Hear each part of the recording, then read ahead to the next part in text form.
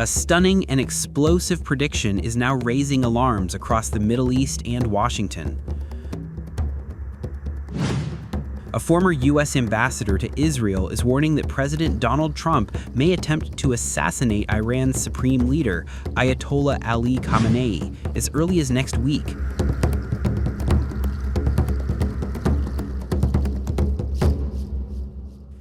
Dan Shapiro, who served as U.S. ambassador to Israel under President Barack Obama, made the claim in a post on X, pointing to rising tensions between Washington and Tehran.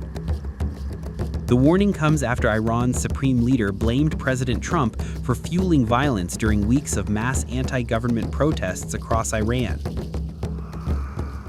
Trump, in a recent interview, said Iran needs new leadership and described the 86-year-old Khamenei as a sick man. Shapiro wrote that Trump's remarks, combined with what he called Khamenei's provocative messaging on social media, suggests the U.S. president could authorize a direct strike on Iran's top leader. Shapiro also noted that a U.S. carrier strike group is expected to arrive in the Middle East soon, potentially giving Washington the military capability to launch major strikes inside Iran and defend against any Iranian retaliation.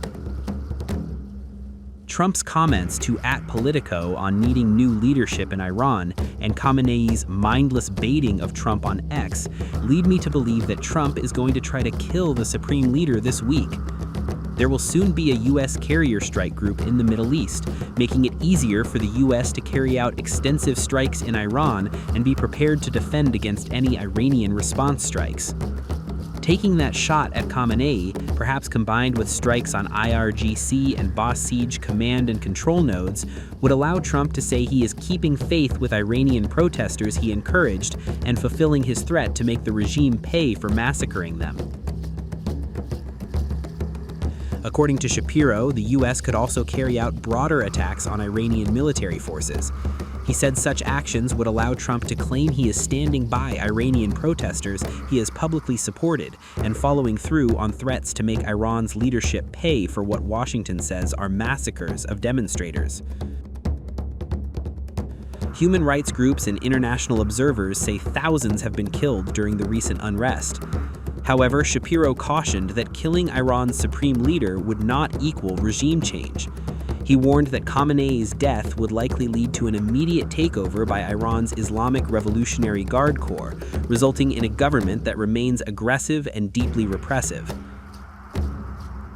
Shapiro stressed that lasting change in Iran would not come from a single military strike. He wrote that true regime change will only be authored by the Iranian people themselves and would require sustained international support, largely through non-military means. Shapiro served as U.S. ambassador to Israel from 2011 until early 2017, and later held senior Middle East policy roles under President Joe Biden. The world stood on the edge of another Middle East war, and then suddenly, it didn't happen. A U.S. strike on Iran was widely reported as imminent. Threats were flying, and military options were openly discussed. But at the last moment, President Donald Trump pulled back, claiming the decision was his alone. Now, Tehran is firing back with fury, accusing Washington of plotting to swallow Iran itself. For days, the signal from Washington was unmistakable. Military action against Iran was openly discussed as unrest ripped through Iranian cities and security forces cracked down with deadly force. Reuters reported a U.S. strike was imminent, and regional allies braced for impact. Then came the reversal. Asked directly whether foreign leaders intervened, Trump rejected the premise outright. He said no Arab state, no Israeli official, no ally changed his mind. He did. The trigger, Trump said, was Iran's sudden decision to halt mass executions of detained protesters. Hundreds of hangings allegedly planned, then abruptly canceled. Did Arab and Israeli officials convince you to not strike Iran? Nobody convinced me. I convinced myself. You had yesterday scheduled over 800 hangings. They didn't hang anyone. They canceled the hangings. That had a big impact. The unrest inside Iran has been relentless.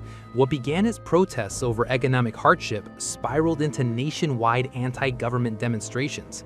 Activist groups say hundreds have been killed, thousands detained, and information throttled as the government cut internet access across the country. Trump publicly told protesters help is on its way, but the missiles never came.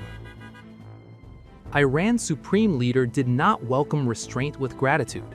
Ayatollah Ali Khamenei accused the United States of orchestrating the unrest itself, calling it an American sedition, not a spontaneous uprising. He said Washington's goal was not reform, but domination, accusing the US of seeking to swallow Iran entirely. Khamenei went further, calling the US president a criminal, blaming Washington for casualties, destruction, and what he called slander against the Iranian nation. He framed the crisis not as Trump's policy, but as a permanent American strategy, regardless of who occupies the White House. My lord, no God but Allah. Firstly, what is the nature of this sedition, the American sedition?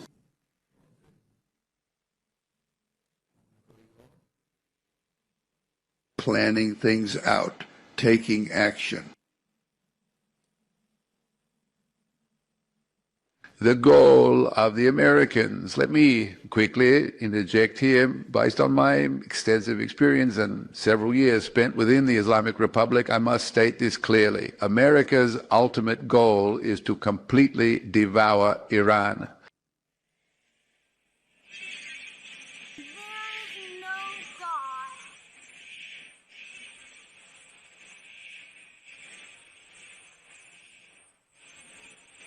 There is no God but Allah. There is no God but Allah. There is no God but Allah. From the very beginning of the revolution until this very day, the oppressive dominance that they had maintained over our country, by the hands of the people, by the hands of the youth, by the hands of all segments of the people throughout the entire nation, under the leadership of the great Imam, this dominance was completely eradicated.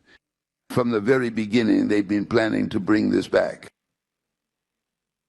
They have once again placed Iran under their military, political, and economic domination.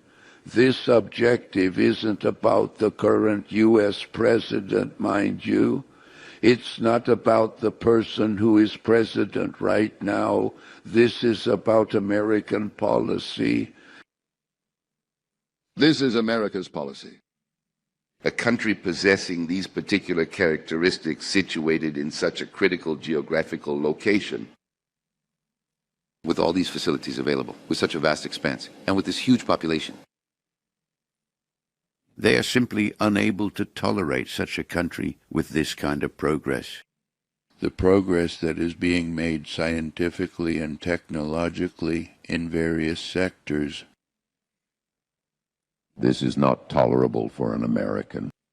We consider the President of the United States to be a criminal, both for the casualties and for the damages. Also because of the insult he dealt to the Iranian nation.